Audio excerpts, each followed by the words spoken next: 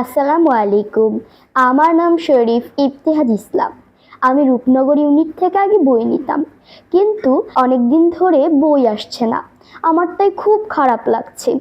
আমি লাইব্রেরি কর্তৃপক্ষকে অনুরোধ করছি যাতে লাইব্রেরি আবার চালু হয়।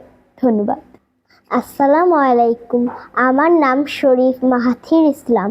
আমি রূপনগর ইউনিট থেকে এসেছি। আমি অনেক বই পড়তে ভালোবাসি। কিছুদিন ধরে লাইব্রেরির বই গাড়ি আসছে না।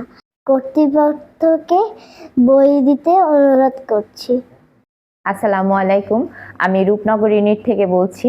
আমার বাচ্চারা 4 বছর যাবৎ ভ্রাম্যমাণ লাইব্রেরির সদস্য। তারা এখান থেকে বই নিয়ে পড়ে। আমরা চাই যে লাইব্রেরি আবার নতুনভাবে চালু হোক।